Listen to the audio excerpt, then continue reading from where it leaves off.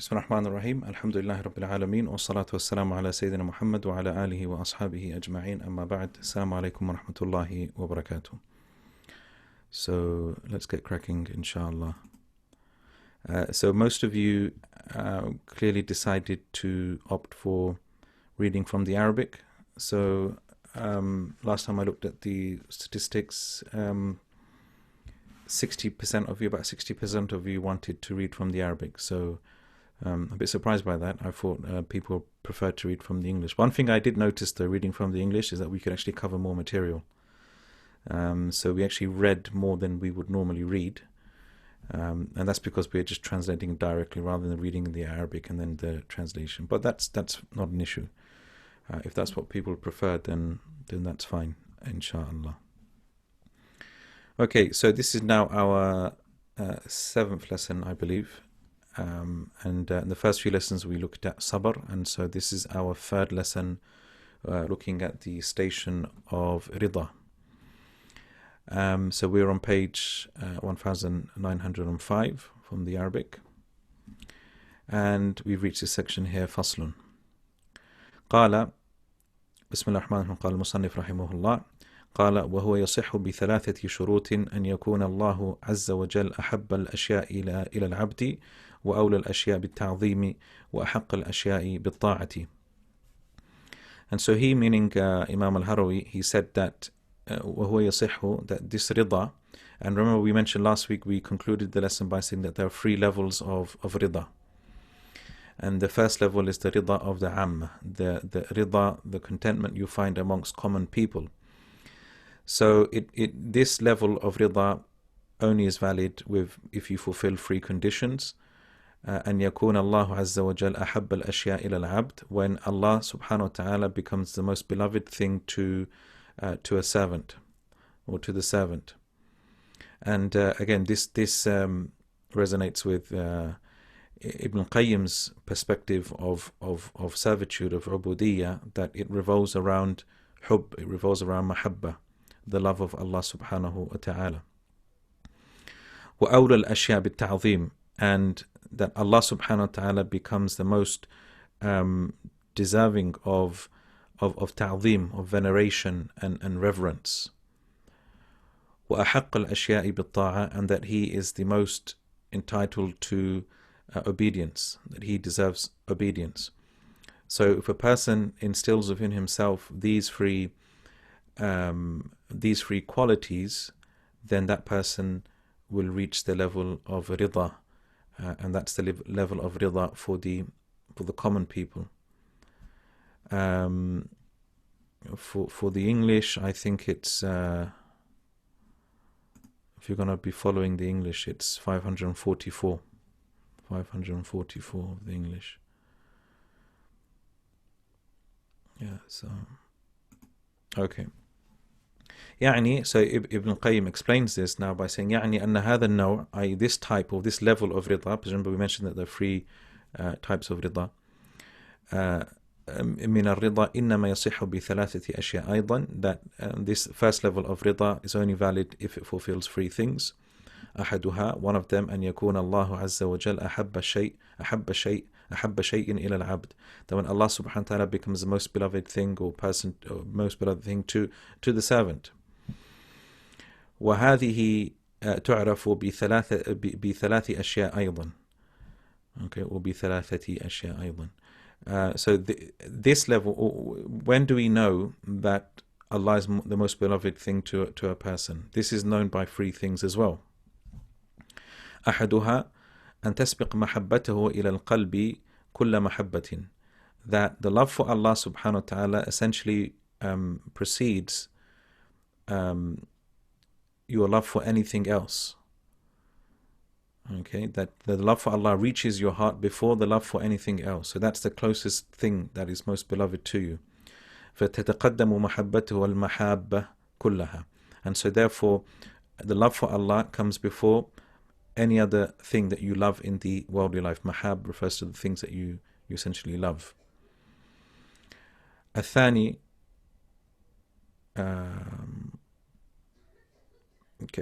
so many numbers and sub-conditions. Yeah, so just remember this. So you have 3 three levels of rida: common people, and then you have the elite and the elite of the elite. And then as for the rida of the common people, okay, the rida of the common people, okay, maybe we'll just do, so you have the three,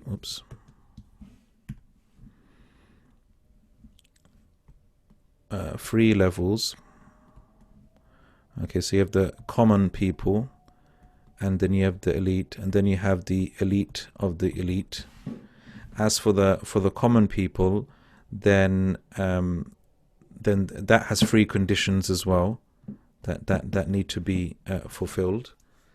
And one of them is where Allah is more beloved. I'll just put hub here. Where Allah subhanahu wa ta'ala is more beloved to than everything else. And then that has three signs further.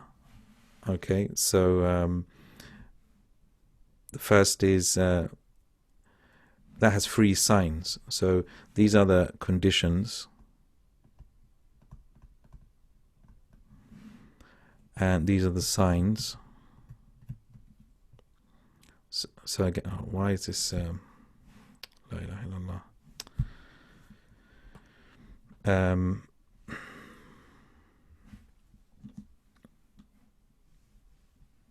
So we have the three levels: common people, the elite, and the elite of the elite. As for the common people, then the conditions for reaching that level of rida are three. The first is that Allah subhanahu wa ta'ala is the most beloved to you more than anything else, and that has three signs. And so these are the three signs that we're speaking about now. So أن يكون الله عز وجل, as we mentioned, that the love for Allah subhanahu wa ta'ala precedes everything else. The second, أن تقر محبته كل محبة فتكون محبته غيره مقهورة مغلوبة منطوية في محبته. And that the second, that the love for Allah subhanahu wa ta'ala overwhelms. قهر يقهر يقهر or يقهر, that the love of Allah so overwhelms and overpowers the love for the love that you have for anything else. And the love that you have for anything else, munṭawiyatun fi mahabbatihi, essentially falls under the love for Allah subhanahu wa ta'ala. So if you love prophets, if you love the angels, that love that you have for them, then that essentially falls under your love for Allah, because it's only for your love for Allah while you love the prophet and the prophets and the messengers and the angels and the Sālikīn. That's why you love such people. Whenever that love sort of vies with your love for Allah subhanahu wa ta'ala, that's when it becomes problematic. That's like a separate and distinct type of love. And that's what, like when the Prophet would warn people not to exaggerate in praising him. لا تطروني كما أطرت النصارى عيسى بن مريم. Like he said, don't overpraise me like the Christians would overpraise Jesus, the son of Mary. And that's because then that type of praise and love and adoration becomes separate and distinct from your love for God. And so therefore it will eventually vie and challenge your love for Allah subhanahu wa ta'ala. So the love for Allah subhanahu wa ta'ala, it must overwhelm and overpower all other types of love that you have. And so it must fall under that.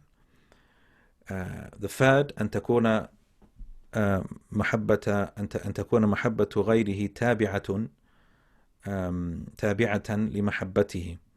The third is that the love that you have for others, it essentially تابعة لمحبته, it follows on from loving Allah subhanahu wa ta'ala, which is similar to the last point we mentioned here, which is منطوية. فيكون هو المحبوب بالذات والقصد الأول. So that Allah subhanahu wa ta'ala, therefore in reality, He is the one who is loved, والقصد الأول, and that's the origin of your love. So again, the other things that you love, like prophets and messengers and the deen itself and Sālikīn and righteous people, it follows on from your love from Allah subhanahu wa ta'ala. وغيره محبوبا تبعا لحبه. Again, reiterating that point, and the other things that you love essentially follow on from that love. Here we're talking about, he's not just talking about all types of love. So for example, when you love your spouse or you love your children, etc., we don't really say that follows on, or that's the consequence of loving Allah, because it's a different type of love.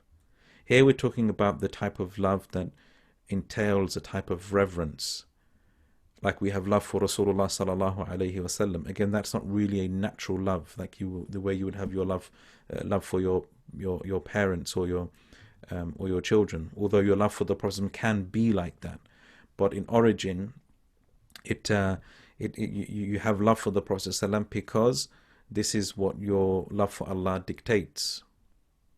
Your love for Allah subhanahu wa ta'ala dictates that. So that's not considered to be shirk. You're not associating partners with Allah by loving the Messenger with that type of reverence, because that's something that Allah requires from you. كما يطاع تبعا لطاعته, just as the Prophet ﷺ is obeyed. Okay, or just as the things that we love, like the Prophet ﷺ, we obey him, but that's تبعا لطاعته. But that's just, again, following on from our love from Allah subhanahu wa ta'ala. فهو في الحقيقة المطاع المحبوب. So therefore, in reality, it is Allah who is truly the source of that love, and the one who is truly obeyed. So when we're obeying the Messenger, for example, who we love, we are really obeying Allah. That's why Allah says, وَمَن يُطِعِ الرَّسُولَ فَقَدْ أَطَاعَ اللَّهِ. Whoever obeys the Messenger has in reality obeyed Allah subhanahu wa ta'ala. وهذه الثلاثة في كونه أولى الأشياء بالتعظيم والطاعة أيضا. And these three things are also applicable to the things that we venerate as well, that we have ta'zim for. Again, it follows on from the fact that we venerate these things because these are things that Allah wants us to venerate. فالحاصل, so essentially in conclusion, أن يكون وحده المحبوب المعظم المطاع, that Allah subhanahu wa ta'ala, so this is from the signs that you truly love Allah, that He alone is truly the one who is beloved to you. And again, we're talking about this specific type of love that entails dhul, submission and awe and reverence. And so He's the one who is mu'azzam, the one who is venerated and revered, and the one who is obeyed. Then that's a sign that you truly love Allah subhanahu wa ta'ala, and therefore this will lead on to, this is one of the conditions for attaining rida. Okay, so if Allah isn't beloved to you, if Allah subhanahu wa ta'ala, if there are other things that are beloved to you and vie with your love for Allah subhanahu wa ta'ala, then that will, you won't be in a position where you will be content with what Allah subhanahu wa ta'ala is, the qualities that He has and what He decrees for you. فَمَنْ لَمْ يُحِبَّهُ, and therefore this is the consequence. فَمَنْ لَمْ يُحِبَّهُ, the one who does not love Him, وَلَمْ يُعَظِّمْهُ, and the one who does not revere and venerate Him, وَلَمْ يُطِعْهُ, and the one who doesn't obey Allah, فَهُوَ مُتَكَبِّرٌ عَلَيْهِ, then he is arrogant in front of Allah subhanahu wa ta'ala. وَمَتَى أَحَبَّ مَعَهُ سِوَاهُ, and whenever he loves someone else other than Allah subhanahu wa ta'ala, وَعَظَّمَ مَعَهُ سِوَاهُ, and he reveres someone other than Allah, وَأَطَاعَ مَعَهُ سِوَاهُ, and again he obeys someone other than Allah, فَهُوَ مُشْرِك, then he is a mushrik. وَمَتَى أَفْرَدَهُ بِالْحُبِّ وَالتَّعْظِيمِ وَالطَّاعَةِ فَهُوَ عَبْدٌ مُوَحَّدٌ, and so whenever he singles out Allah in love, ta'zim and ta'a, love, reverence and obedience, then he is truly an abd, which is muwahid. So I think I said muwahid. فَهُوَ عَبْدٌ مُوَحِّدٌ, then he is an abd who is muwahid, who singles out Allah in worship. So these are the three, and again, this point in particular, you find is scattered throughout all of Ibn Qayyim's books. That the essence of ubudiyya and servitude to Allah subhanahu wa ta'ala, it revolves around hub and mahabba, for love for Allah subhanahu wa ta'ala. So just to put that all of that into perspective again, okay.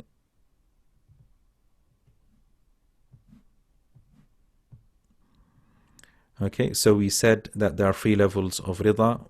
Again, for the, I don't know why it's a bit jittery here.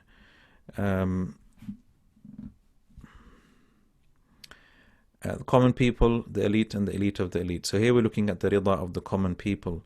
And he said that that can only happen if you fulfill 3 conditions.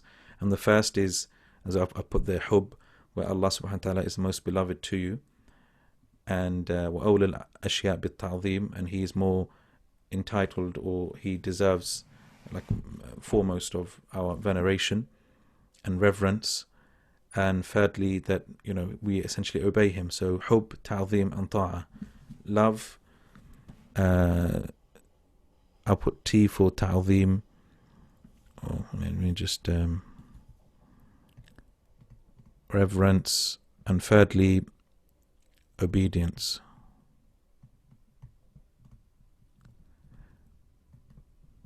Okay, the pen's not working properly.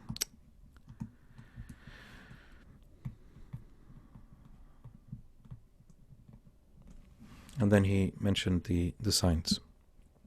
Okay.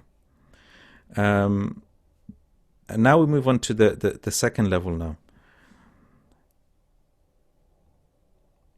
الدرجة الثانية, the second level, which is الرضا عن الله, being pleased. Now here, the first daraja that he mentioned was الدرجة الرضا بالله, الرضا بالله. So here is got an, whereas the first level he mentioned before was الرضا بالله. So when you are pleased with Allah as your Lord, when you're pleased with Allah as your Lord. And again, that's for the common people. The second level here is for the elite of the people who are, you know, who have reached a higher level. And that's when you've reached a level where it's rida anillah, when you're pleased with Allah. Now, this is a bit tricky. Even in the translation, you probably see in the footnote that he mentions that it's tricky translating these prepositions. Rida billah and anillah. So we have the concept of being pleased with Allah as being your Rabb. And that's rida billah. So we say raditu billahi rabban. The second level is when you're not just pleased with Allah as your Rabb, but you're pleased with Allah for what He decrees. And there's a difference between the two, because every believer, and this is because this is why it's for common people, will generally be pleased that Allah is their Lord. That's something that everyone can relate to. But will everyone be content with what He decrees? Will everyone be content with what He decrees? Now, this is the contentious point here, because here you will see that Ibn Qayyim doesn't really see eye to eye with Imam al-Harawi in this issue. But definitely what we can be certain of is that not everyone will have rida anillah, meaning they will not be content with everything that Allah decrees for them, whether it be in terms of, here we're not maybe talking about religious rulings, but also in terms of decrees, universal decrees, things that happen to us in life, qadr, essentially. Not everyone will be content with that. But this is the second level now, and that's why Imam al-Harawi considers it to be of a higher level. وَبِهَذَا الرِّضَى نَطَقَتْ آيَاتُ التَّنْزِيلِ. And this is the type of rida that the verses of the Quran essentially speak about. وَهُوَ الرِّضَى عَنْهُ فِي كُلِّ مَا قَضَى وَقَدَّرَ. And that is to be content with everything that He has qada, decreed, وَقَدَّرَ. And again, I mean, they're synonymous terms, qada and qadar. And by the way, what's the difference between qada and qadar? Okay, because they're both terms that we use often synonymously. Qada and Qadar, essentially, if you mention them independently of one another, then they essentially mean the same thing. Allah's Qada is His Qadar. When you mention it together, Qada and Qadar, then some say, and that there's difference of opinion on this, some say Qada refers to the major decrees that Allah has decreed for you in life, and the Qadar refers to the sort of smaller things that might happen to you in life, and things that can potentially change. Okay, but Qada is something that it's fixed. It's like, that's a great higher degree of predestiny. And some say it's the other way around. Yeah, some say it's the other way. But anyhow, that's a separate topic. So, but this is what he's saying. This level of rida, this is what the revelation speaks about. وهذا من أوائل مسالك أهل الخصوص. So he said this is the beginning stage, أوائل مسالك. So this is like the beginning stage of the path of the أهل الخصوص, the people of the special people or the elite. So we're stepping above the level of the commoners. So for the commoners, they're just pleased with Allah as their Lord, and that's something that we all must have. But then to be pleased with everything and to be content with everything that He has decreed, we already know that's not, Allah hasn't required that for every person, because it's something which is very difficult. Now he says here, الشيخ جعل هذه الدرجة أعلى من الدرجة التي قبلها. Now the Shaykh here, Imam Ibn Qayyim, saying about Imam al-Harawi, so all of this what's mentioned here in the bold is the statement of Imam al-Harawi. So he said the Shaykh, i.e. al-Harawi, has made this level, i.e. rida anillah, to be pleased with whatever Allah has decreed, to be above or a degree higher than the level before it that he mentioned, which is to be pleased with Allah for who He is. The distinction, remember, rida billah and rida anillah. ووجه قوله, and his perspective of this, i.e. Imam al-Harawi's, أنه لا يدخل في الإسلام إلا بالدرجة الأولى, that his basically reasoning is that you cannot enter into Islam unless you've gone through the first level, which is the level of the commoners. Because if you're not pleased that Allah is your Lord, you're not really a believer.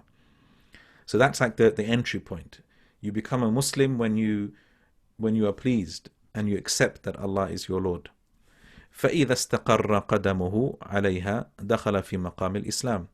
And so if he, his foot is firmly established upon that, he will enter into the station of Islam. Submission, you submit to Allah. وأما هذه الدرجة, as for this level, the second level, فمن معاملات القلوب, then this is from the actions of the heart, essentially, and it's a higher degree. وهي لأهل الخصوص, and that's for the elite, a more special group of believers. وهي الرضا عنه في أحكامه وأقضيته, and that is to be content in His ahkam, in His rulings, to be content with His rulings and His decrees. So whatever He decrees for you in life, whether it be calamity, death, the spread of viruses, being in lockdown, etc. That's, so to be content with that, that's from the signs that you are from Ahl al-Khusus, the elite and the more special group of people. وإنما كان من أول مسالك أهل الخصوص لأنه مقدمة للخروج عن النفس. And the reason why that this level of rida is from the first stages of being from the elite is that it is the muqaddimah, it's like the introduction to, or the initial stages for you to depart from your nafs, for you yourself to depart from your ego, from your own nafs.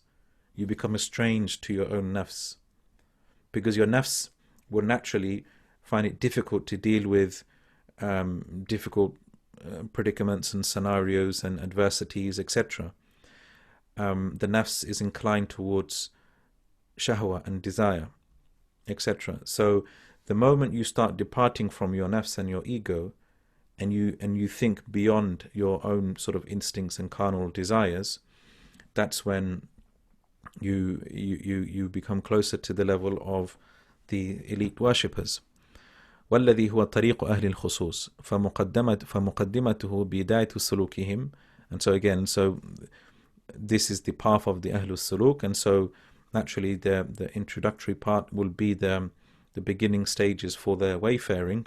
لأنه يتضمن خروج العبد عن حظوظه, because this entails a servant leaving his حظوظ, his حظ, and حظ, as we mentioned before, refers to one's own desires and one's own inclinations.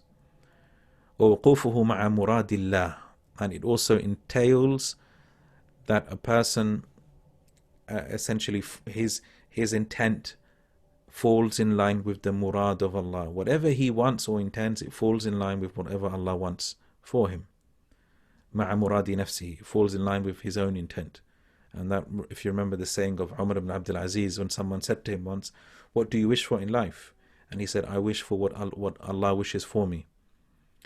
Okay, I wish for whatever Allah wishes for me, which is a really profound saying. And there's a hadith to that effect, لا يؤمن أحدكم حتى يكون هواه تبعا لما جئت به, which is questionable in terms of authenticity. This was one of the last hadith Imam Nawawi mentioned in his 40 hadith, that none of you truly believe until حتى يكون هواه, until his desires essentially fall in line with what I have come with.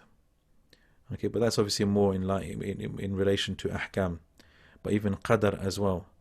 That's when you become a really true believer. فهذا تقرير كلامه. So this is essentially the gist of what he is saying. So you can already see Ibn Qayyim, he's sort of preparing himself up to show how he disagrees with the author here. فهذا تقرير كلامه وفي جعله هذه الدرجة أعلى من التي قبلها نظر لا يخفى. And for him to place this level above the previous level is questionable. لا يخفى. This is not, it can't be hidden. It's something which is, it's very clear that it is quite a dubious position that he's taking. وهو نظير جعله الصبر بالله أعلى من الصبر لله. And that is just like what he did before when he made الصبر بالله, sabr through the assistance of Allah, to be higher than sabr for the sake of Allah.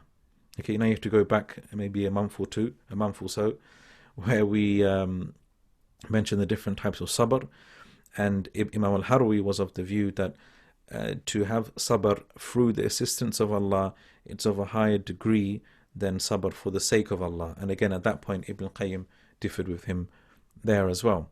So he's differing with him again on this issue.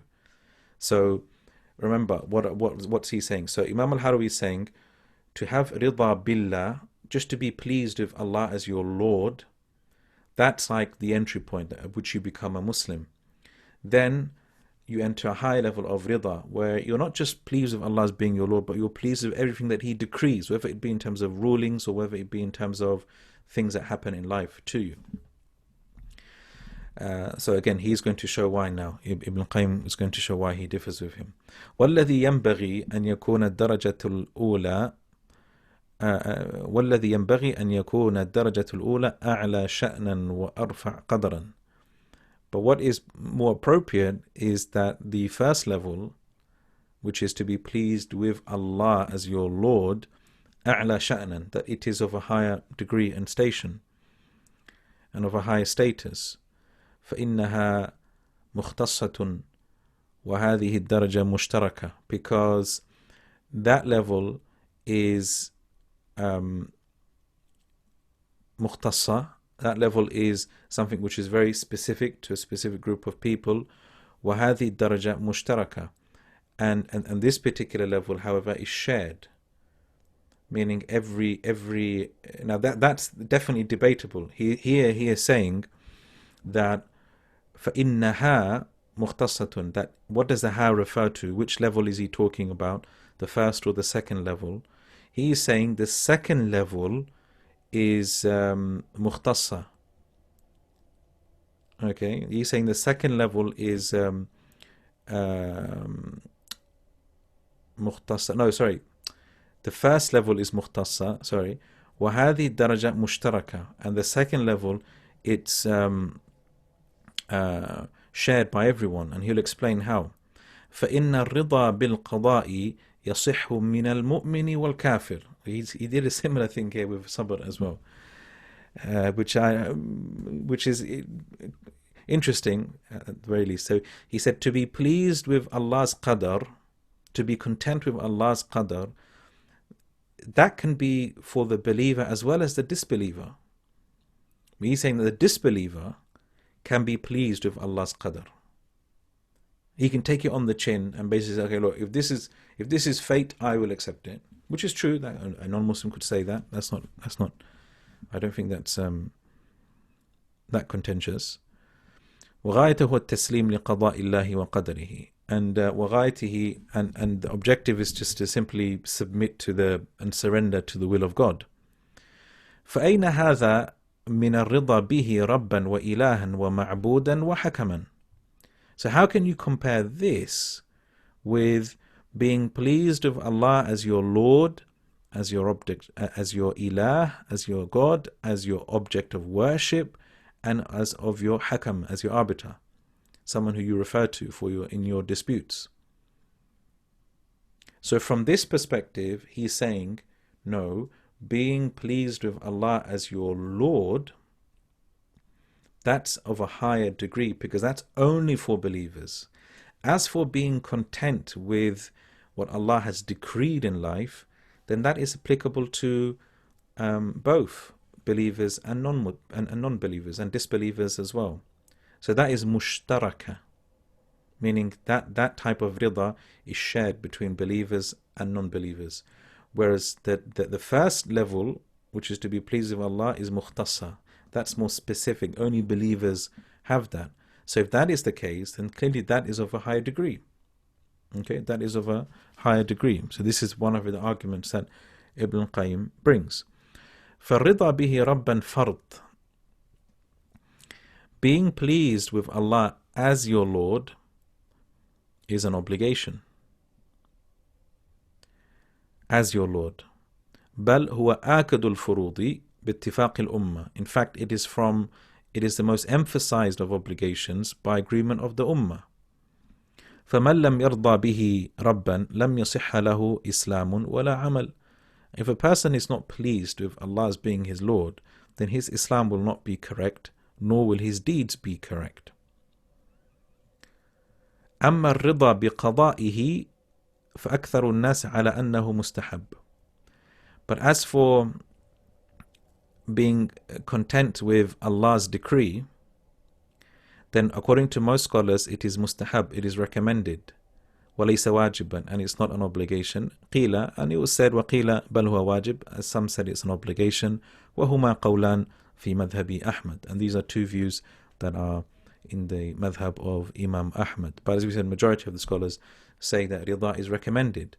So if we're saying rida billah is an obligation, to be pleased with Allah as being your Lord is an obligation, but to be pleased with His decrees is recommended, okay, then you can see what he's going to say next. Essentially, what is more virtuous, that which is an obligation, or that which is recommended. Okay, and he says here, وَالْفَرْقُ بَيْنَ الدَّرَجَتَيْنِ فَرْقٌ مَا بَيْنَ الْفَرْضِ وَالنَّدْبِ. That the difference between the two levels is a difference between an obligation and a recommendation. And according to the hadith, and fil hadith al-ilahi al-sahih, according to the hadith al-ilahi, meaning the hadith Qudsi, Allah subhanahu wa ta'ala says, مَا تَقَرَّبَ إِلَيَّ عَبْدِي بِمِثْلِ أَدَاءِ مَا افْتَرَضْتُ عَلَيْهِ. That's according to that version. He said that a servant does not draw closer to me, my servant does not draw closer to me with anything which is more beloved that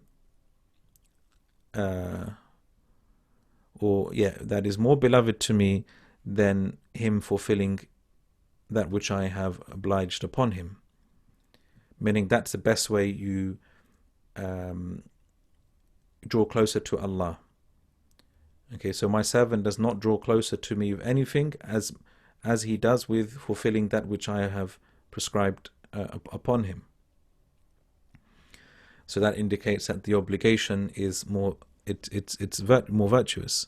فدل على أن التقرب إليه سبحانه بأداء الفرض أفضل وأعلى من التقرب إليه بالنوافل. And so this indicates that drawing closer to Allah by fulfilling the obligation is more virtuous and of a higher degree than drawing closer to Him through recommended actions. Now, in principle, one can't argue with that. That clearly, that Allah subhanahu wa ta'ala considers the obligations to be more virtuous than the recommended actions in principle.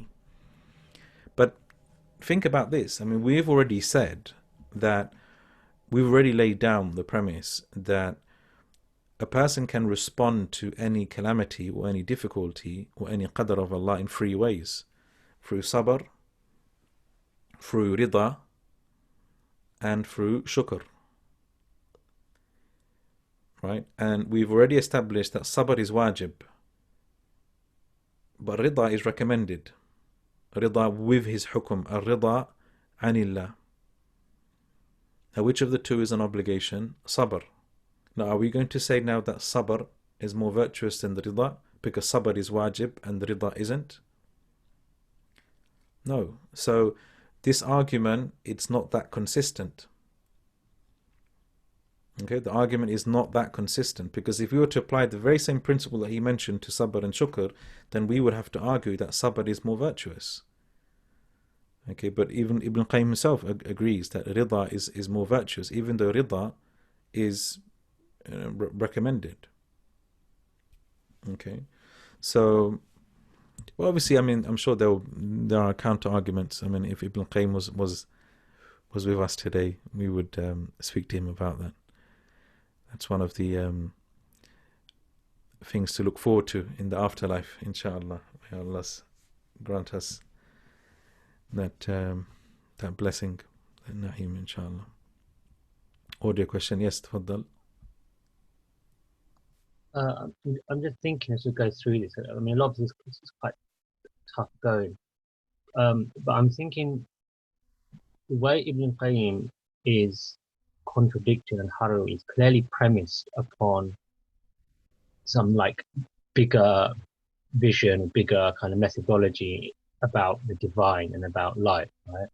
And I'm thinking, just like Imam Ibn Taymiyyah's unique understanding of the Salaf's position regarding divine attributes meant we had to revise like language and how one approaches the Trinity, and like just to own the Asharites, you have to like do this phenomenal kind of other changes in pretty much every other kind of field of knowledge, right? And Harawi being closer to like the Athari Mufawwid position, I'm assuming, in his doctrine. My question is whether this is what's going on in terms of why Ibn Qayyim is making these contradictions against Harawi, and whether Harawi's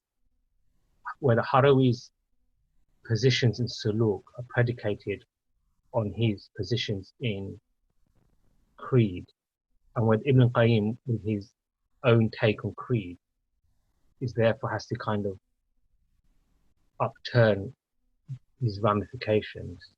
I don't know. I just want something else. Yeah, it's a big question. I think it depends on the actual mas'ala itself. So, whilst a lot of these masail will overlap with matters relating to theology, and based on that, then there will be, because again, as you mentioned, Ibn Taymiyyah's and Ibn Qayyim's approach to a lot of these issues is quite unique in that sense, and obviously Imam al-Harawi came way before them. I think we just have to take it by each mas'ala, and see why he's differing. I mean, here I think by the time we reach the end of this discussion, I think we'll have a better understanding, perhaps why he differs.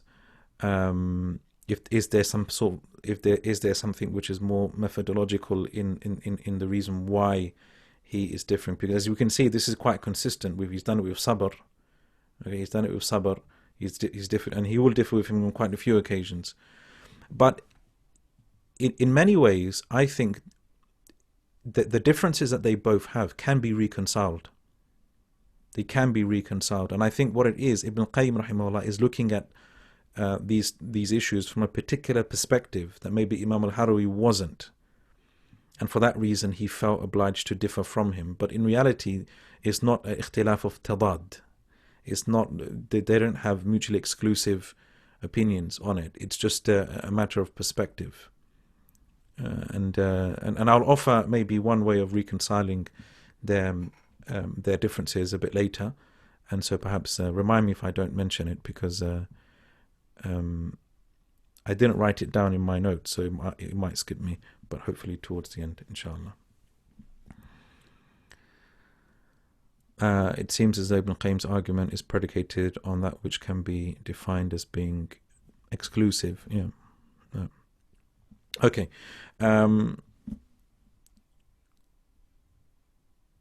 So where were we?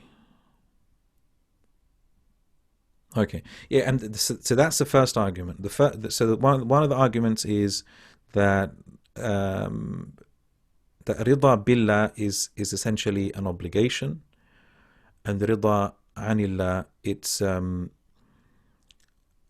recommendation, and rida billah therefore is considered to be more virtuous. Okay.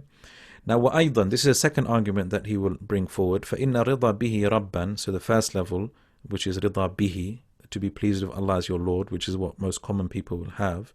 يتضمن الرضا عنه, it actually includes within it, it necessitates even, being pleased with what he decrees.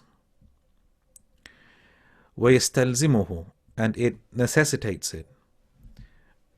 Again, I think this is quite contentious.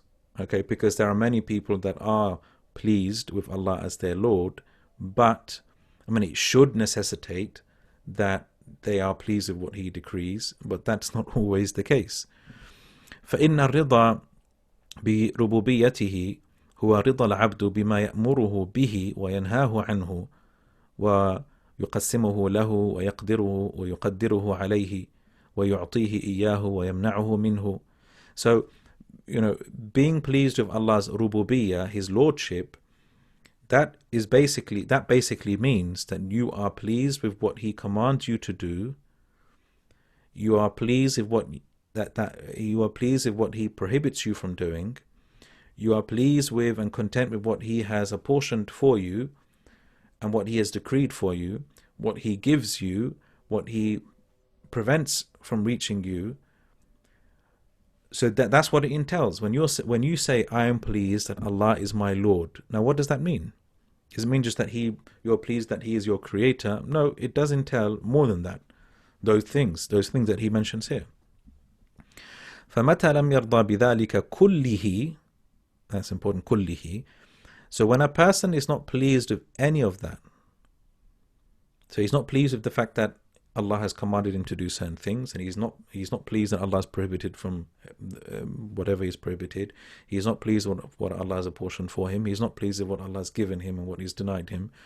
لم يكن قد رضي به ربا من جميع الوجوه. Then in reality he is not pleased with Allah as being his Lord.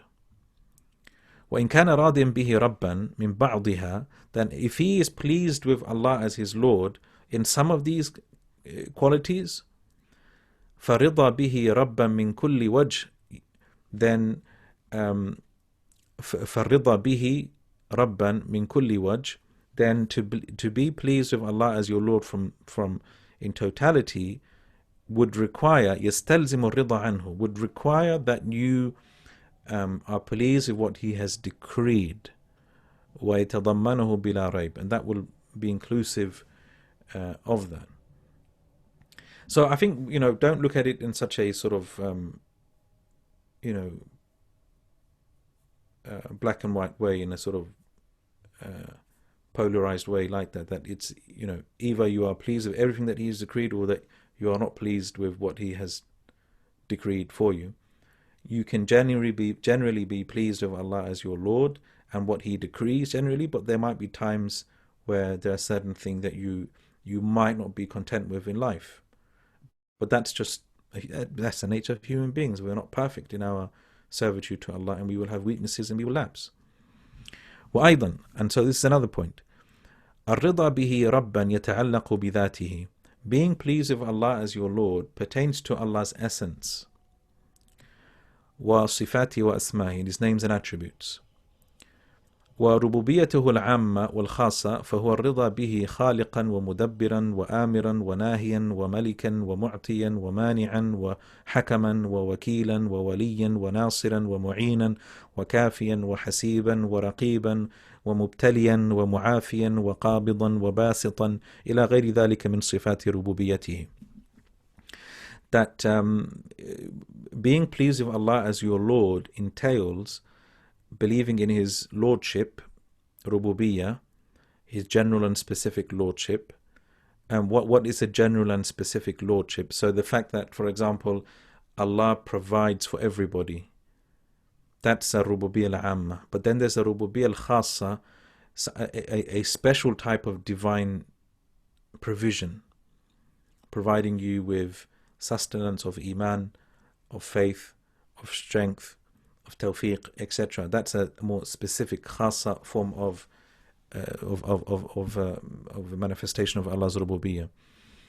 So that entails that, and as well as being pleased with Allah as your creator, the one who organizes your affairs, the one who commands, prohibits, that which he owns, that which he gives, that which he denies, that which he judges by.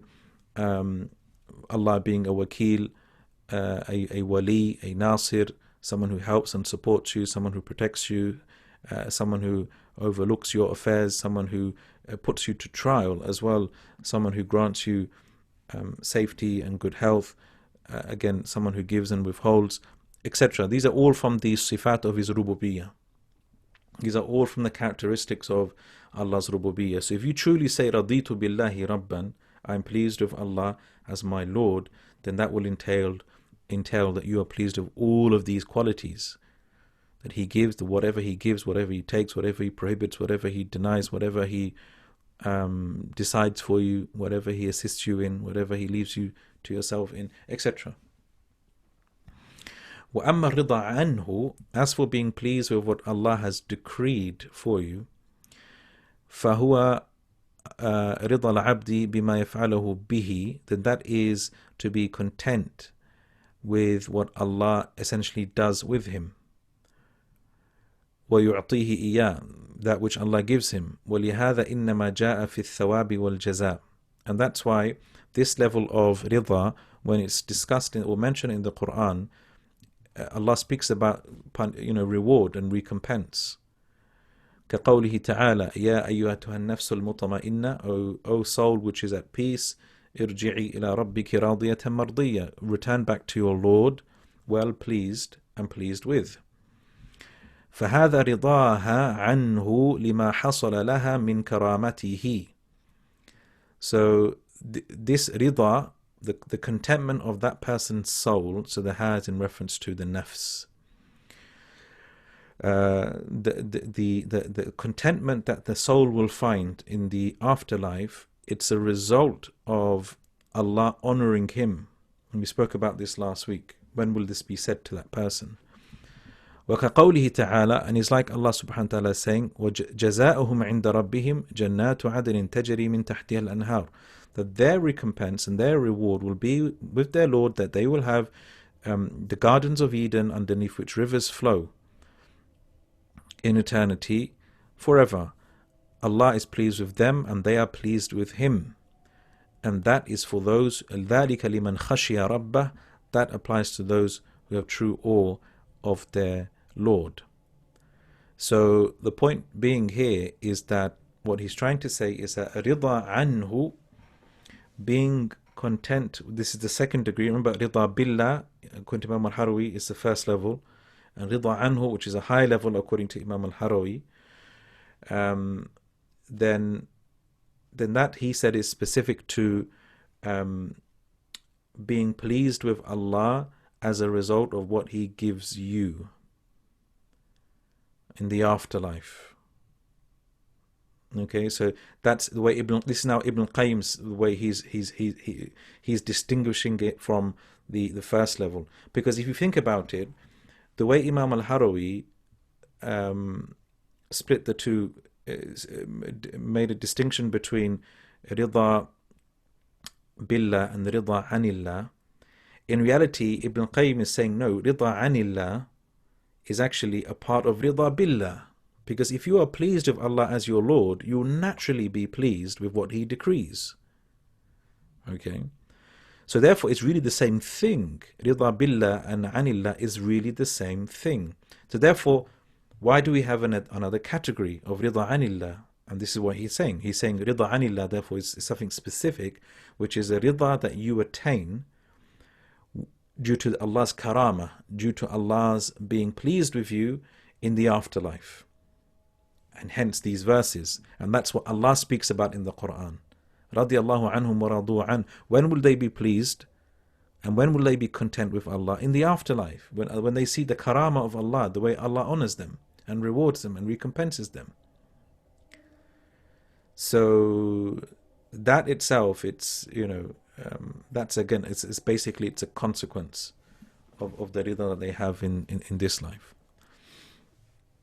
So from that perspective, we can say that,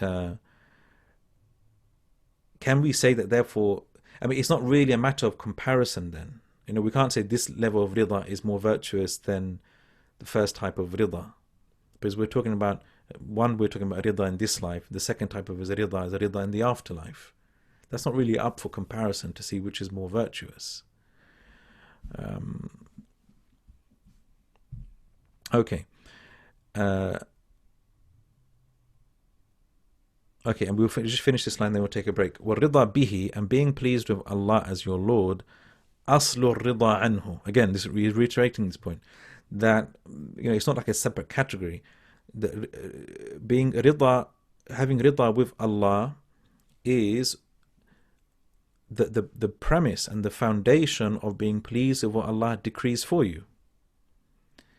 وَالرِّضَى عَنْهُ ثَمَرَةُ الرِّضَى بِهِ, and being pleased with what Allah has decreed is the thamara, it's the fruit of what of being content with Allah, is the fruit of being content with Allah as being your Lord. So again, being content with Allah being your Lord, it's the foundation for being pleased with what Allah decrees for you. Therefore, being pleased with what Allah has decreed for you, it is the fruit of being pleased with Allah being your Lord. So it's a thamara, it's a fruit of it, basically. Okay. So, just to maybe a concluding remark before we maybe take a break. Where does this leave us as people who want to not just philosophize about these points, but to try when we're trying to actualize these meanings into our lives? Where does that leave us? So, what I would say is, if you really want to reach that level where you are content with what Allah has decreed for you in life, then you really need to search in your heart and see how pleased are you with Allah being your Lord. Because again, as Ibn Qayyim says, if that is really, if you truly have rida billah, as you ought to have rida billah, it will naturally lead to you having rida anillah, being pleased with whatever He's decreed for you. So you need to reflect about what it means when you say Allah is your Lord. What do you mean by that? Do you mean, as He described above, that Allah subhanahu wa ta'ala is, He's not just the one who created you, but He controls your affairs. He is the one who commands and prohibits. He's the one who gives and withholds. He is He's the one who comes to your aid and assistance, that He is sufficient for you, and that He will test you. All of this is included within the meaning of Rabb. And when you truly internalize that meaning, you will be content with what Allah decrees for you. So we'll take a break, inshallah. We would distinguish between just accepting what Allah decrees from being actually pleased what He decrees, right? We would distinguish between just accepting what Allah has decreed from actually being pleased. Yeah, that's the difference. There's a difference between accepting it, and that reminded me, someone made a comment in the WhatsApp group, I can't remember who it was, that rida means just accepting it. No, it's more than that.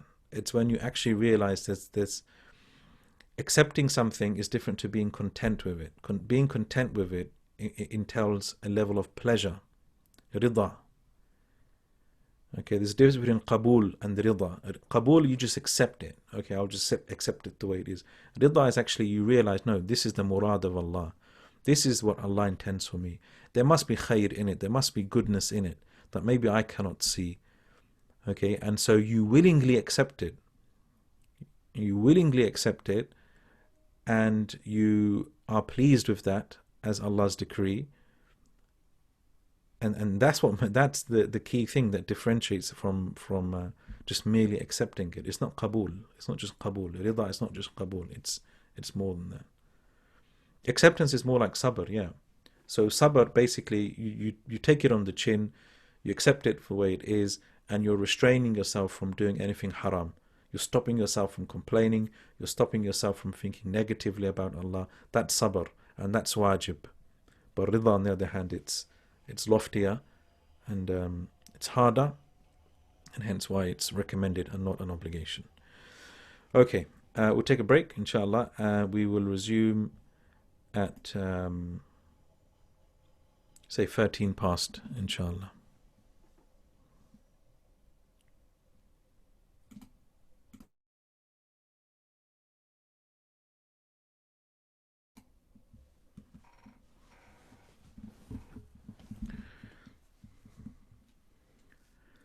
Okay, inshallah, bismillah, alhamdulillah, wa salatu wa salam ala rasulillah, amma ba'd.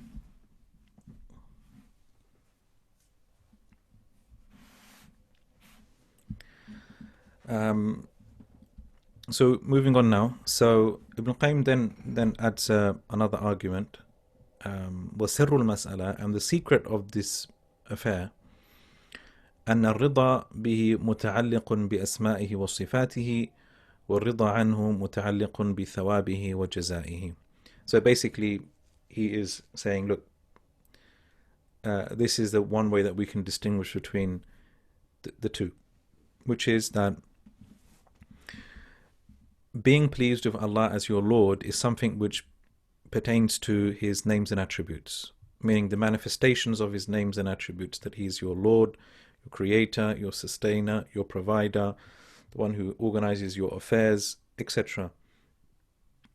That is that's rida billah. Whereas rida anhu, it's connected to His reward and recompense, being pleased with Him in the afterlife. Now, that's how he distinguishes between the two, which is fine. That I don't see that as an issue. Clearly, Imam al-Harawi, he didn't want to classify it like that.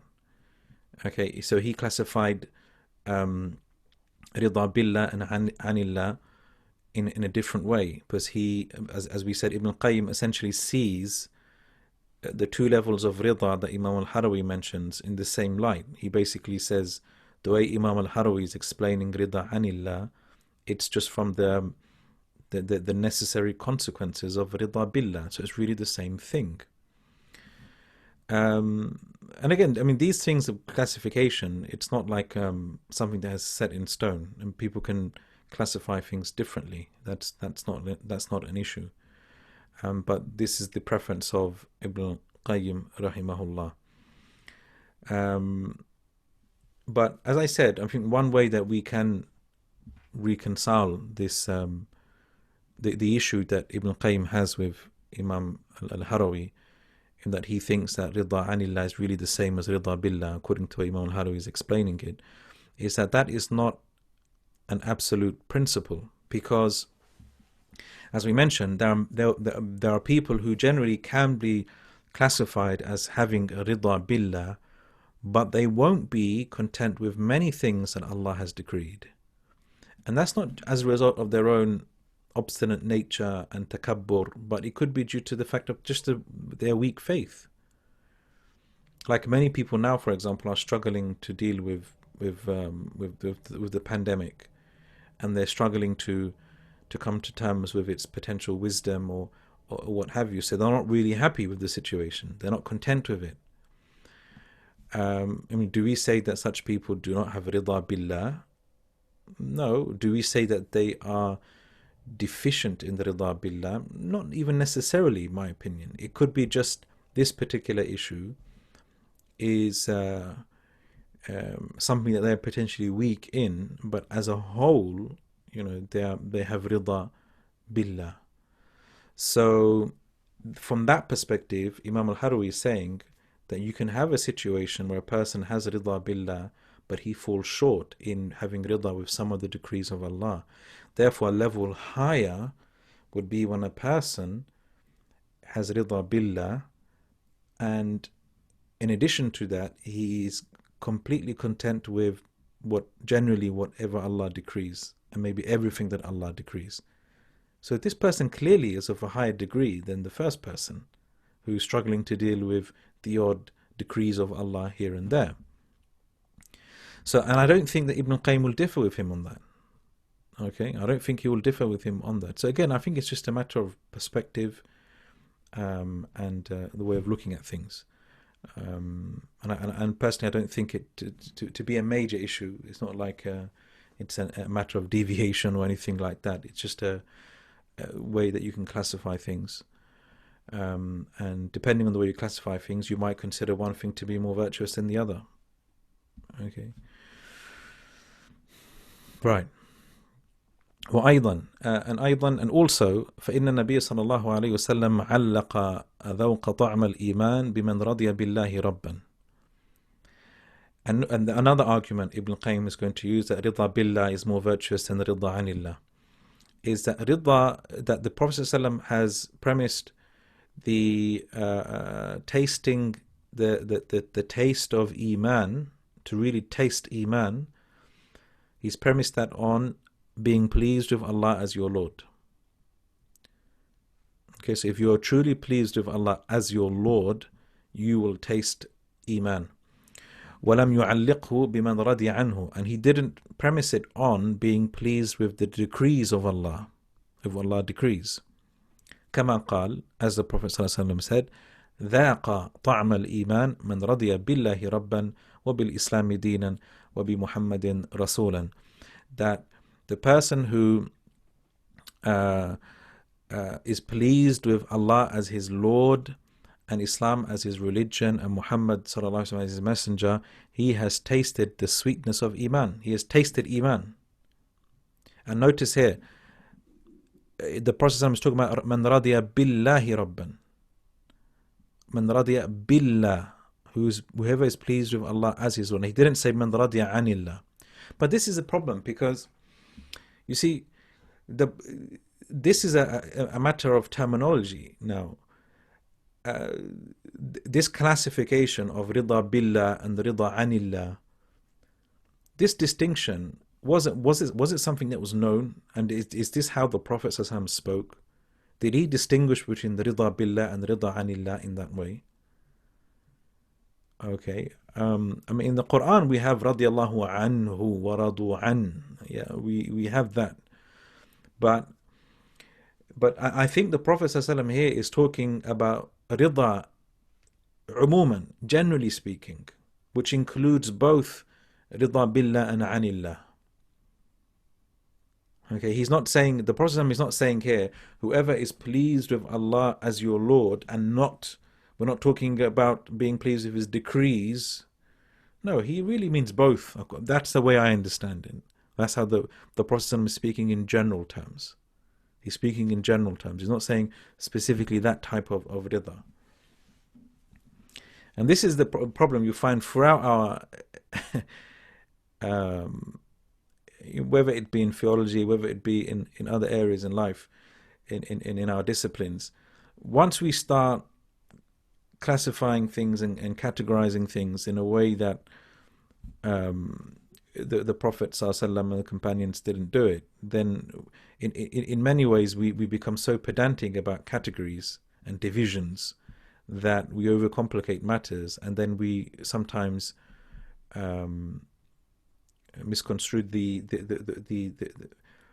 a number of sayings of the Prophet ﷺ, and because we interpret them in the light of our own sort of classifications, which can be, it's like, for example, I'll give you an easy example. The Prophet ﷺ, he spoke about fiqh. Okay, man yuridillahu bi khayran yufaqihu fi din. If Allah wishes good for a person, He gives him fiqh of the religion. Now, we've obviously developed our own very specific understanding of fiqh, right? Fiqh is something which is ahkam al-shar'iyya al-far'iyya min adillatiha tafsiliyya. It's the outward rulings, it's the subsidiaries which are based upon the detailed evidences. Whereas the Prophet was talking about fiqh generally, which is just understanding of the religion. They didn't mean fiqh as in halal and haram and fard, sunnah, mustahab, shurut and nawaqid, conditions and things that nullify our. He wasn't speaking about that. And this is so true in so many other areas. Even in the Quran, like for example, we've developed a very specific understanding of tilawatul Quran. الَّذِينَ يَتْلُونَهُ حَقَّ تِلَاوَتِهِ أُولَٰئِكَ يُؤْمِنُونَ بِهِ. We think tilawa is just what we do. We just recite. Even the Quran is speaking tilawa in the general sense, which means you follow it. وَالْقَمَرِ إِذَا تَلَاهَا. And the moon, when it follows the sun. Tala means to follow. So tilawa actually originally meant following its teachings. But then we just developed a very specific meaning of tilawa. So that's why now whenever someone says tilawa, the one thing that comes to your mind is a person reciting it in a melodious way. So, so our struggle or our challenge as people that want to learn and really decipher the deeper meanings within our religion is to sometimes not get bogged down by the terminologies that people have made and invented. Ibn Qayyim actually spoke about this, and Ibn Taymiyyah spoke about this and how this has really affected our discourses in so many different ways. There's a very profound statement he mentions in Majmu' al-Fatah. Perhaps I will share with you on the group, inshallah. Anyhow, volume is a bit low today, is it?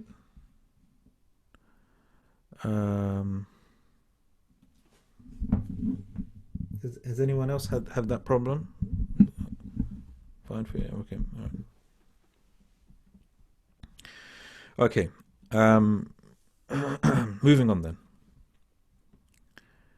So here he said, فَجَعَلَ الرِّضَى بِهِ قَرِينَ الرِّضَى بِدِينِهِ وَنَبِيِّهِ. So here, rida, being content with Allah as your Lord, he's mentioned it alongside or juxtaposed it with rida with Allah's deen and His Messenger. وهذه الثلاثة هي أصول الإسلام التي لا يقوم إلا بها. And these are the foundations of Islam that Islam can only be built upon and cannot be built without them. وأيضا, and again another argument that he uses, فالرضا به ربا يتضمن توحيده وعبادته. Being pleased with Allah as your Lord includes within that singling out Allah in worship. والإنابة إليه, and turning to Him. والتوكل عليه, and relying upon Him. وخوفه ورجاءه ومحبته, fearing Him, having hope in Him, loving Him. والصبر له وبه, having patience for the sake of Allah and having patience through Allah. وشكر على نعمه, and to be grateful for His blessings. بل رؤية كل ما منه نعمة وإحسانا. Rather, it means to see, and this is an important point, رؤية كل ما منه is to see everything that comes from Allah as a blessing and as an act of benevolence. إحسانا. Everything that comes from Allah is a ni'mah. And that's what we say in the mornings and the evenings. Allahumma ma asbaha bi min ni'matin aw bi ahadin min khalqiq fa minka wahdaka la sharika lak falaka alhamdu wa laka shukr. Whatever blessing, whatever happens in life, whatever blessing that we receive, fa minka wahdak, it is from you alone. وإن أساء عبده فالرضا به ربا يتضمن وإن أساء وإن ساء I read أساء, that confused me, sorry. وإن ساء عبده فالرضا به رد, and if Allah essentially وإن ساء عبده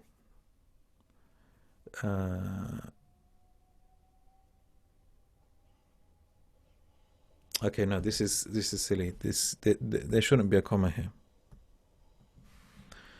بل رؤية كل ما منه نعمة وإحسانا وإن ساء عبده. Yeah, I don't know why they put that comma there, so take that comma away. So everything that comes from Allah is a blessing and an act of benevolence, even if it harms His servant. وإن ساء عبده.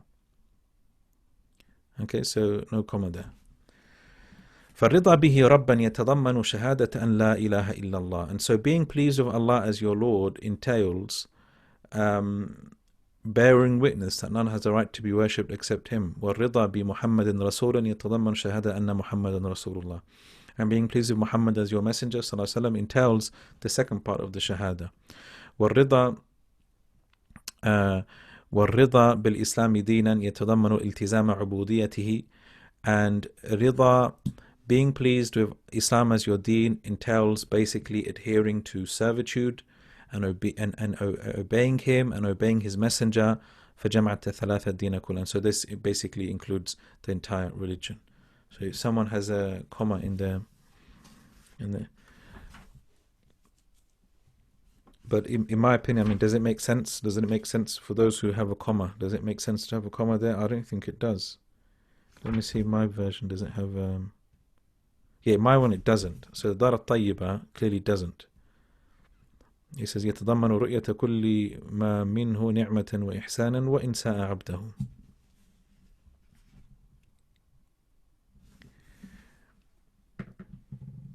Okay. Yeah. وإن ساء عبده. Because if you say وإن ساء عبده, it's as if you're starting off another phrase, but it's a part of it, isn't it? Okay. وأيضا, again, another argument. وأيضا, also, فإن الرضا به ربا يتضمن اتخاذه معبودا دون ما سواه. Being pleased with Allah as your Lord entails taking Allah as your object of worship exclusively. واتخاذه وليا ومعبودا, and taking Him as a patron, as a wali, as a friend and a supporter, as an object of worship. وقد قال تعالى لرسوله, Allah mentioned to His messenger, أفغير الله أبتغي حكما. Should I desire other than Allah as a hakam, as an arbiter? وقال أغير الله أتخذ وليا. Should I take other than Allah as a wali? Allah also says, قل أغير الله أبغي ربا وهو رب كل شيء. Should I seek or desire other than Allah as a Lord, even though He is the Lord of everything?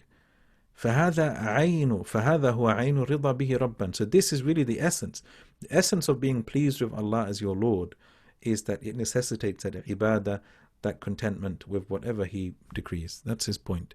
وأيضا فإنه جعل حقيقة الرضا به ربا أن يسخط عبادة ما دونه.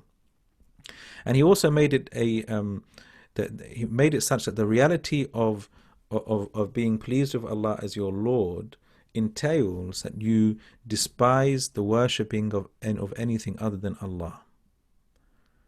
That you dislike, that you are displeased with the fact that other than Allah is being worshipped. فَمَتَى سَخَطَ الْعَبْدُ عِبَادَةَ مَا سِوَى مِنَ الْآلِهَةِ الْبَاطِلَةِ.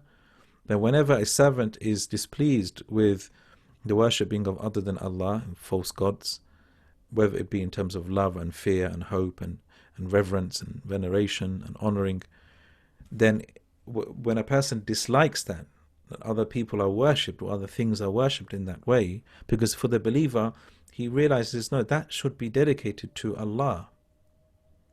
They should be dedicated to Allah subhanahu wa ta'ala. فَقَدْ تَحَقَّقَ بِالرِّضَى بِهِ. And this reminds me of a point. This reminds me of a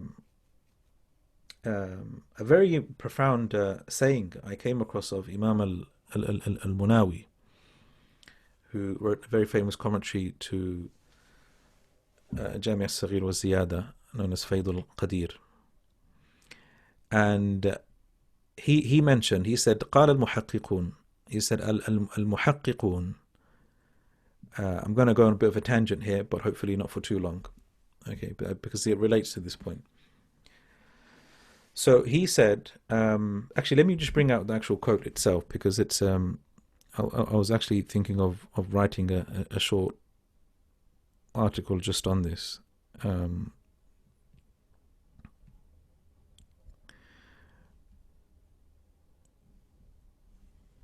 And I'll share it here as well. I'll just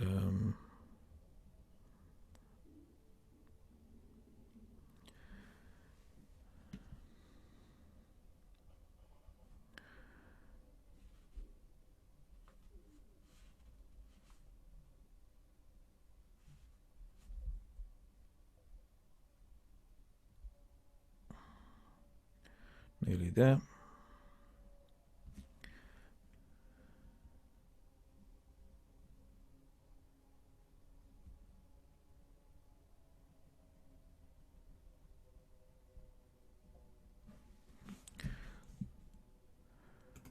Okay, let me just copy and paste it.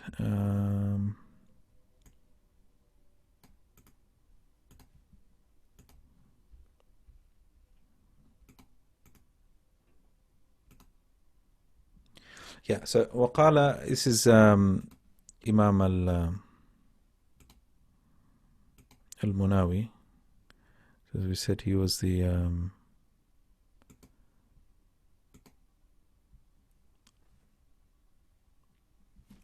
author of Fayd al-Qadir.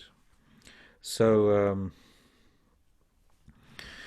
وقال المناوي في فيض القدير قال المحققون قال, so the muhaqqiqun, so these are essentially scholars who reach a high level of ijtihad. He said للعبادة درجات ثلاث. He said that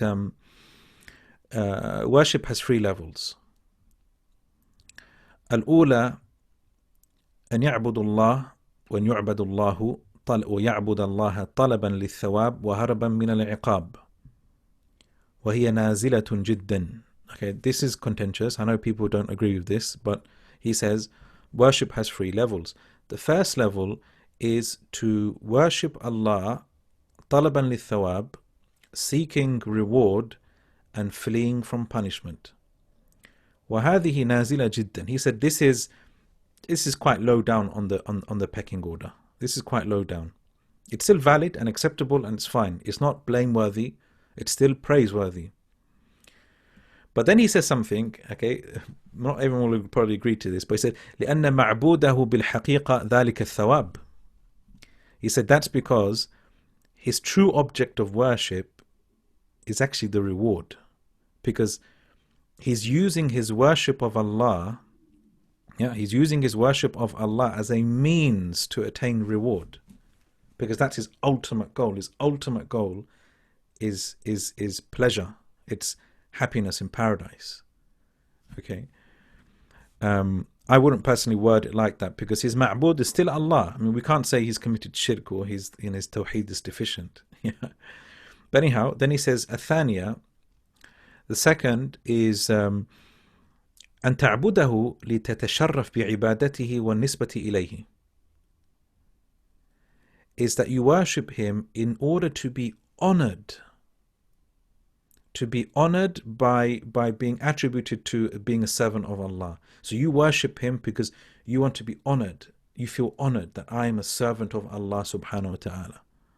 That's why I worship him. So I can be so I can have this izzah that I am a slave of Allah subhanahu wa ta'ala. وَهِي أَعْلَى. This is higher degree, definitely, than the previous. Because you're not necessarily doing it because you want something. It's just want something which is more, relating to reward, but this is to do status. Your status in the sight of Allah. You're a servant of Allah. لكنها غير خالصة, but it's not pure and unadulterated in terms of the real intention. إذ القصد بالذات غير الله, because your intention isn't really, it's not focused on Allah, it's focused on you being a servant of Allah.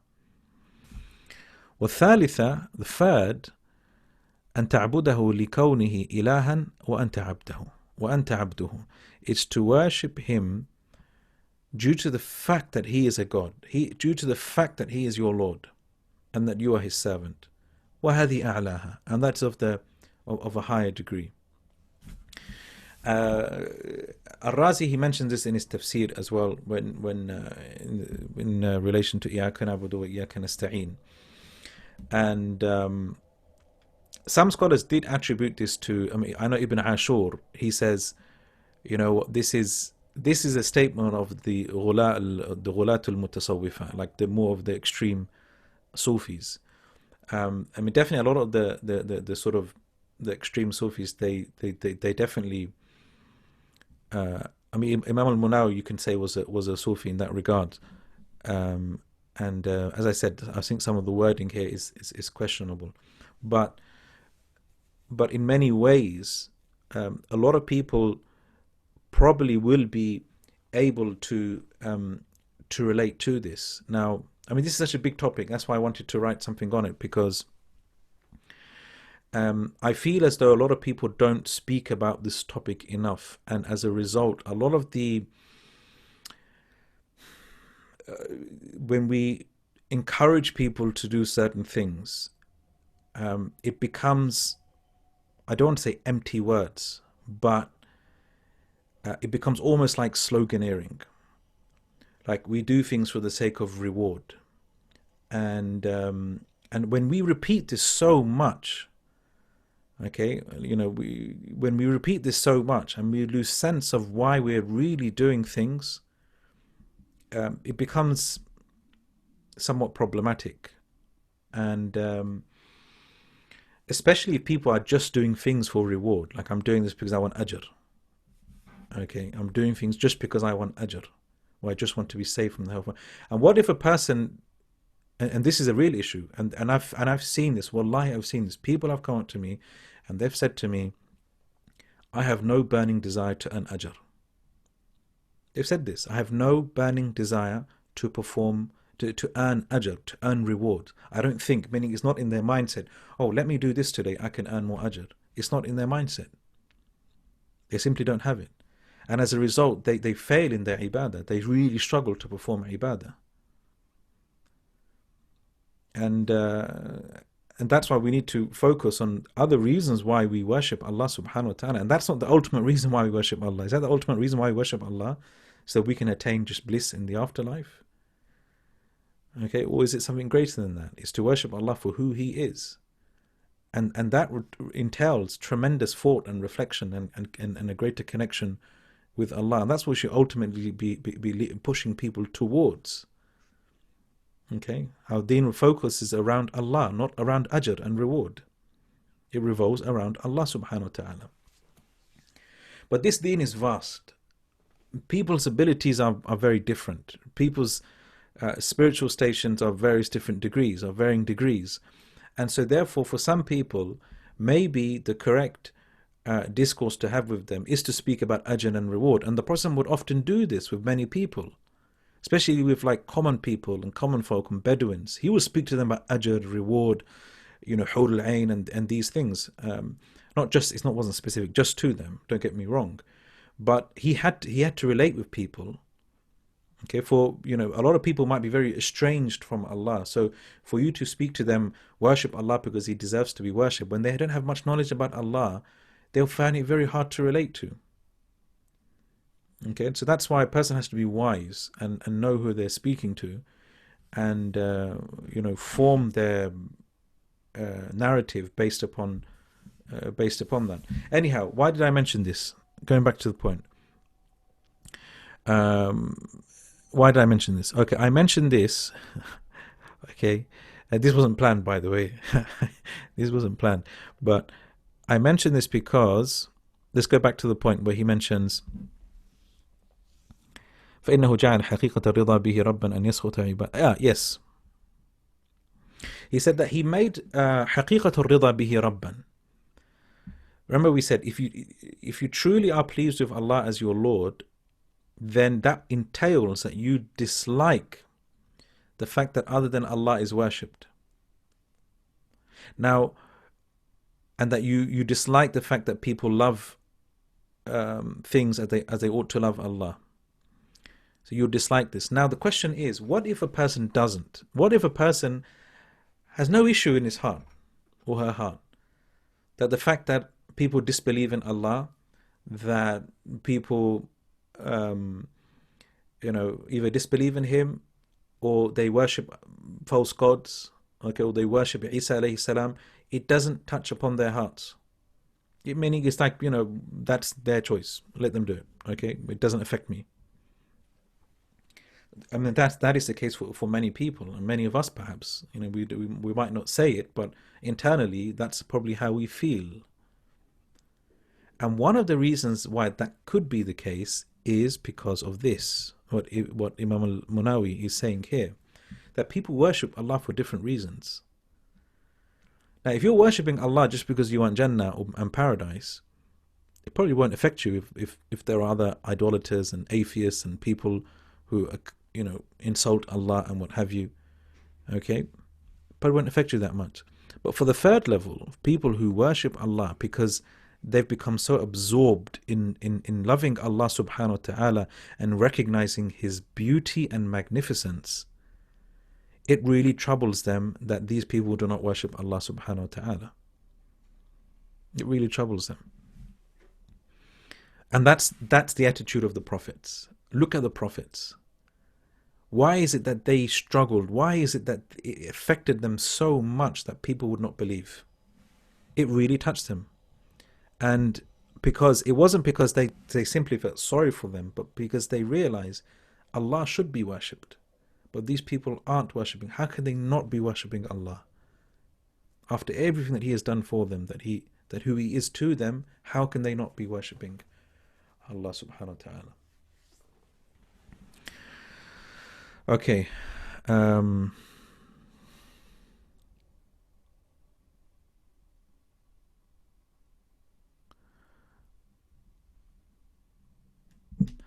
Perhaps because our discourses on knowing God has been polemical for the last 30 years, and consequently people might know what God is, but not who God is for them as an individual, not a sectarian member.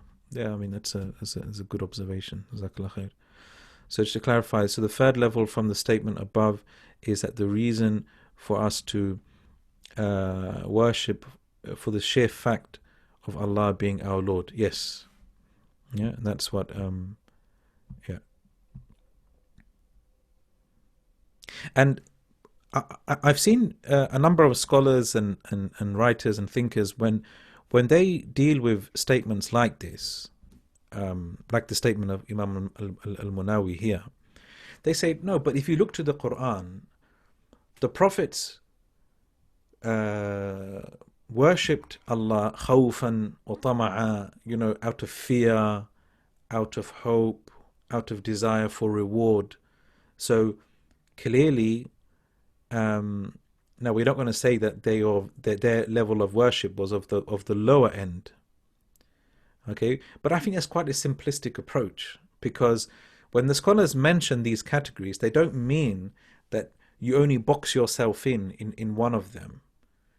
You can worship Allah for all three of these reasons. All three of these reasons. So you worship Allah because of who He is. You worship Allah because you want to be honored as being a servant. You worship Allah because you want reward and you want to be saved from the hellfire. That's great. To worship Allah for all of those three reasons, it's great. But then to quote a verse and say, oh, the prophets asked for Jannah and they sought refuge in Allah from the hellfire, does that mean that their worship is of a lower degree? No, of course not. Their worship was of the highest degree. But they combine between all three. But for a fact, the prophets of Allah and the messengers of Allah didn't just worship Allah for paradise. I refuse to accept that. that they just worshipped Allah for paradise and wanting to be saved from the hellfire. That was their sole reason and main reason, and that's the thing that pushed them.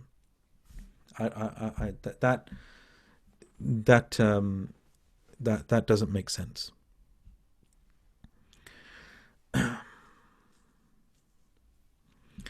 The Lord of love, the Lord loves to be loved. Yeah. Okay. So therefore, وأيضا فإنه جعل حقيقة الرضا به ربا أن يسخط عبادة ما دونه فمتى سخط العبد عبادة ما سواه. So whenever a servant dislikes the worshipping of other than Allah, of false gods, whether in terms of love and fear and hope and reverence and veneration, then in that situation فقد تحقق بالرضا به.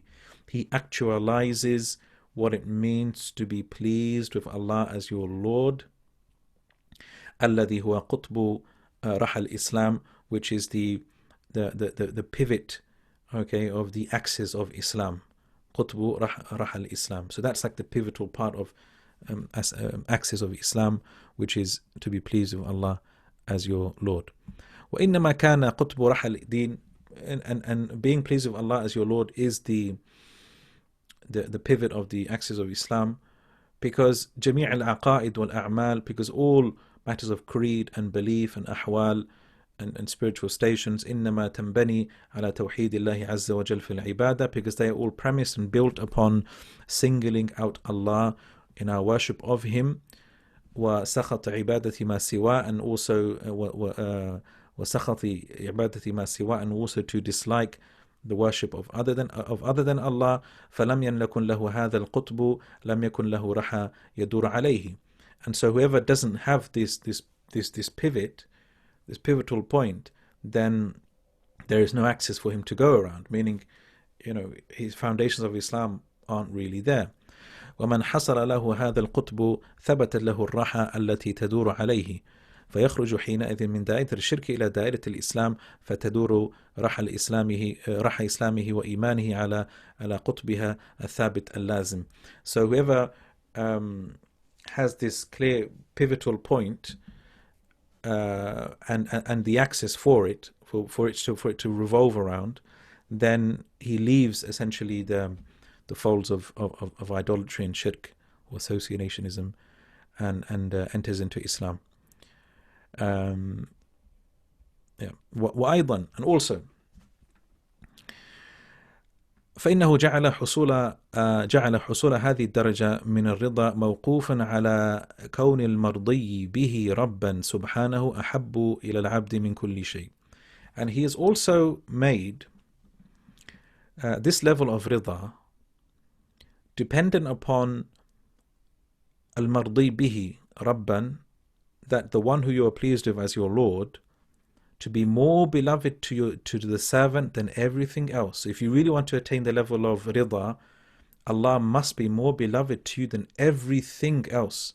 وأولى الأشياء بالتعظيم, and the one who is more deserving of our reverence and obedience. ومعلوم أن هذا يجمع القواعد العبودية, and this is known that this encompasses all of the principles of servitude: love, ta'zim, and ta'ah. Love, veneration or reverence, and obedience, meaning these are the pillars of our servitude to Allah. وينظم فروعها وشعبها, and this organizes basically all of the branches of our various different acts of worship.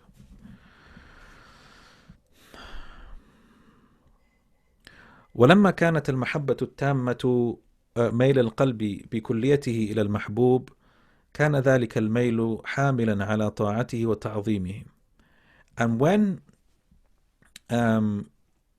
ولما كانت المحبة التامة ميل القلب, and when our love for Allah subhanahu wa ta'ala ولما كانت المحبة التامة ميل القلب بكليته المحبوب. And since love basically is when the heart is totally inclined towards the beloved, كان ذلك الميل حاملا على طاعته وتعظيمه, then that inclination is what pushes us to obey him and to revere him. This is a very important point. Okay? That the driving force for our ta'zeem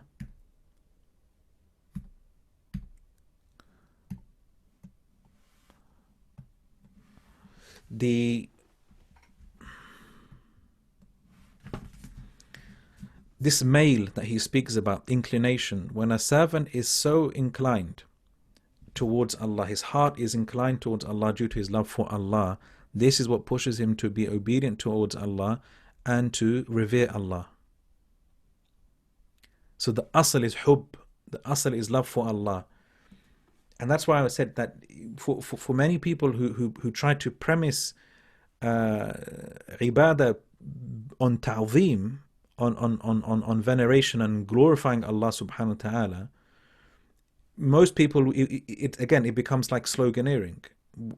Where does that ta'zeem come from? That ta'zeem comes from love of Allah subhanahu wa ta'ala. It comes from the love of Allah subhanahu wa ta'ala. It's very difficult to have ta'zeem for something that you don't have love for.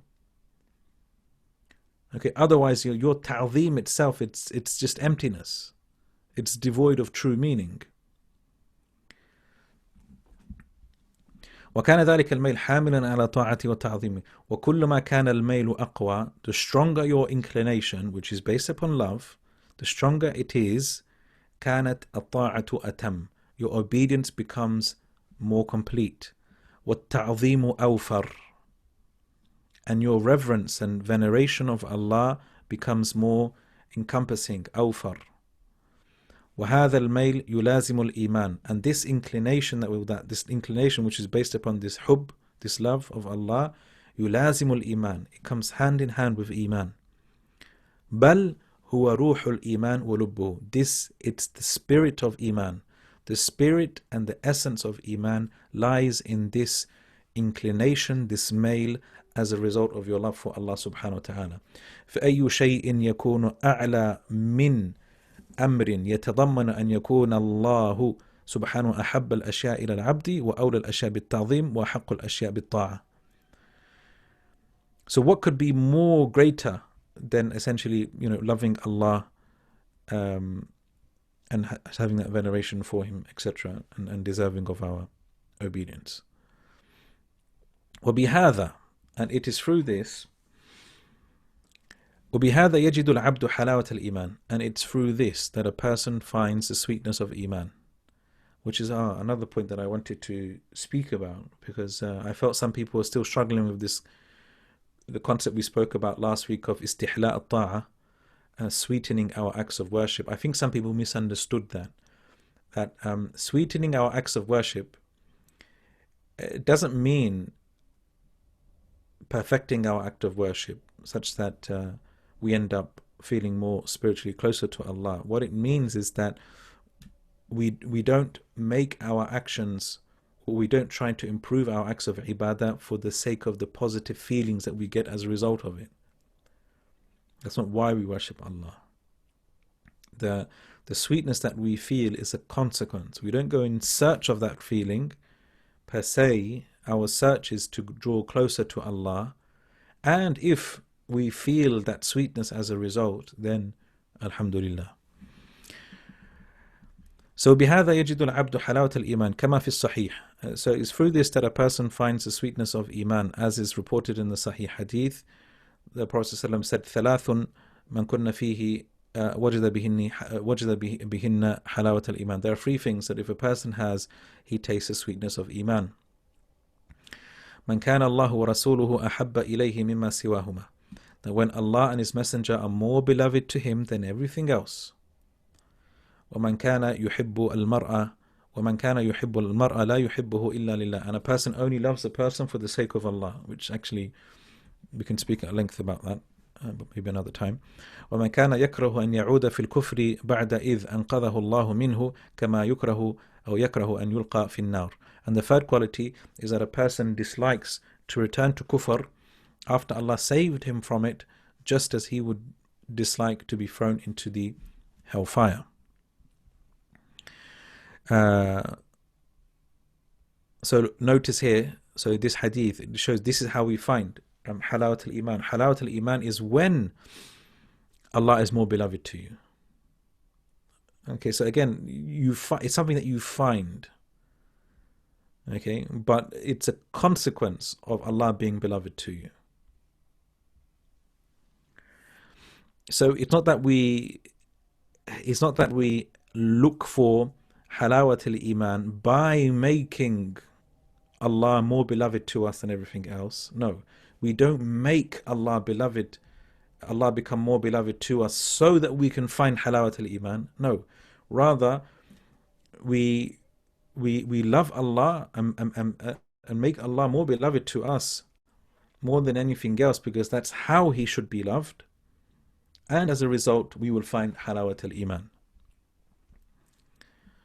فعلق ذوق الإيمان بالرضا بالله ربا. And so Allah subhanahu wa ta'ala has premised the tasting of Iman by being pleased with Him as your Lord. وعلق وجد حلاوته بما هو موقوف عليه. And likewise, finding the sweetness of it is again dependent upon it, and it cannot be completed without it. وهو كونه سبحانه أحب الأشياء إلى العبد هو ورسوله. And that is by Allah making Allah more beloved to you than everything else, as well as the Messenger. ولما كان هذا الحب التام والإخلاص الذي هو الثمرة أعلى من مجرد الرضا بربوبيته سبحانه. And since it is الحب التام, complete love for Allah, والإخلاص, as well as sincerity. And look how he describes sincerity, subhanallah. He says الذي هو ثمرته. He says that ikhlas, sincerity, is from the fruits of pure love. Meaning, if you truly and if you have pure love for Allah subhanahu wa ta'ala, this leads to ikhlas. So ولما كان هذا الحب والإخلاص, so since حب and ikhlas being the fruit of it, أعلى من مجرد الرضا, it is higher, of a higher degree than just simply being pleased with Allah as your Lord. The fruits of it are higher, which is to the fruits of it would be to find the halawa of Iman itself. وثمرة الرضا, and the fruits of rida. What are the fruits of rida? ذوق طعم الإيمان. It's to taste Iman. فهذا وجد لحلاوة وذاك ذوق للطعم. And so this is you find the sweetness of Iman by being pleased with Allah as your Lord, and you taste the taste of Iman when Allah is more beloved to you than everything else. Wallahu al-musta'an. Now here I've noticed is that this section I think is missing from the translation, by the way. I had a quick look and I couldn't find this part in the translation. Maybe it's I missed it, but I couldn't find that part in the translation. Okay, I think we're going to need to conclude there. We've got that one page left. So we just finish it. I think we should just finish it. Let's just finish it, inshallah.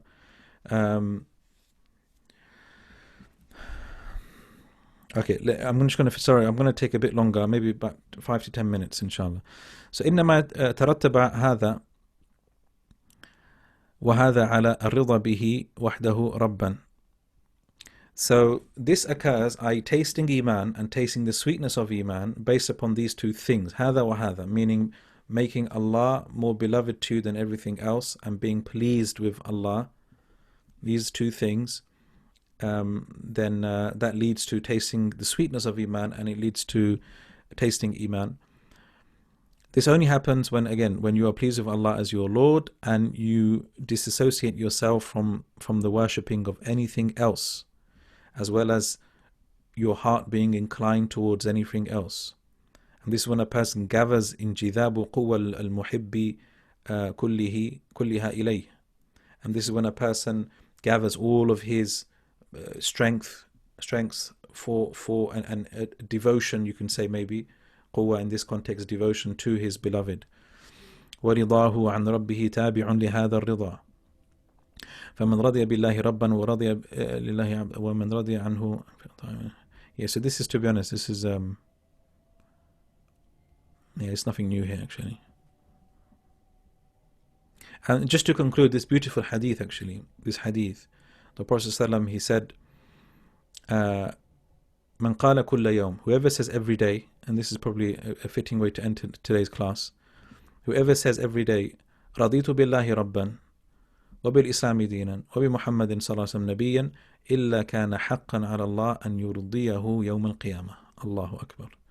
Whoever says every day, I am pleased with Allah as being my Lord, I am pleased with Islam being my religion, and Muhammad being my Prophet صلى الله عليه وسلم, whoever says this, it will be a haqq upon Allah, it will be a duty upon Allah subhanahu wa ta'ala to please him on the day of judgment, so that he will be content and happy on the day of judgment. Subhanallah.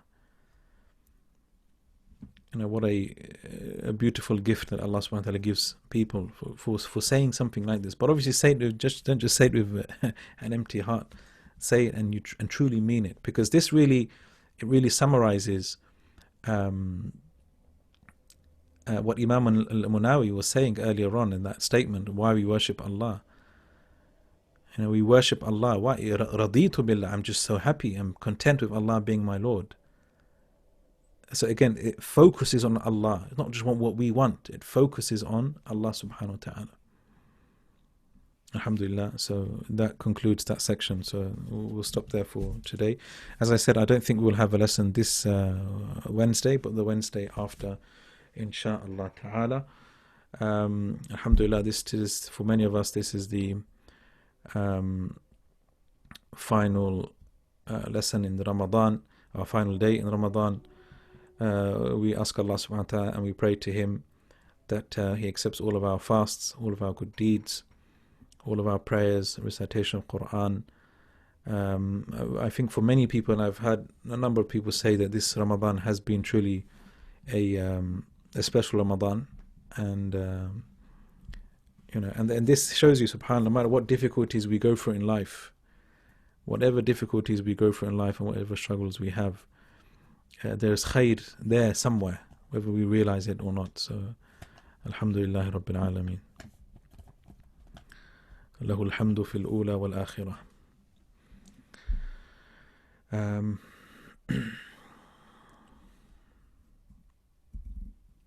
Barakallahu feekum. Inshallah, Jazakumullah khairan everybody, and inshallah I shall see you on the, hopefully the 2nd or 3rd of June, inshallah. I'll discuss the exact timing on the WhatsApp group, inshallah. Subhanakallah bihamdika ashhadu an la ilaha illa anta astaghfiruka wa atubu ilayk. Wassalamu alaikum wa rahmatullahi wa barakatuh.